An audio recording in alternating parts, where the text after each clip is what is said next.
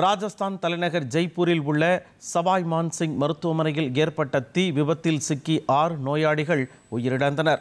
மின்கசிவு காரணமாக தீ விபத்து ஏற்பட்டதாக தகவல் வெளியாகியுள்ளது. விபத்து நடந்த நேரத்தில் மருத்துவமனையின் தீவிர சிகிச்சை பிரிவில் 11 நோயாளிகள் இருந்தனர். தீ விபத்து காரணமாக பல்வேறு ஆவணங்கள், ICU உபகரணங்கள் மற்றும் அப்பகுதியில் சேமித்து வைக்கப்பட்டிருந்த பிற பொருட்கள் தீயில் கருகி நாசமடைந்தன. தீயணைப்பு படையினர் வந்தபொழுது மருத்துவமனையின் முழு வார்டும் தீப்பிழம்புகள் மற்றும் புகையால் சூழப்பட்டது.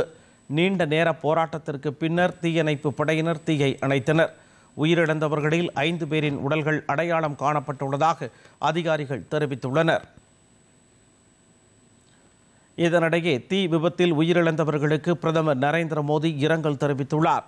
பிரதமர் அலுவலகம் பகிர்ந்து கொண்ட சமூக ஊடக பதிவில் இந்த துயர சம்பவத்தால் பிரதமர் மோடி மிகுந்த வருத்தமடைந்துள்ளதாகவும் தங்கள் அன்புக்குரியவர்களை இழந்த குடும்பங்களுக்கு இரங்கல் தெரிவிப்பதாகவும் குறிப்பிட்டுள்ளார்.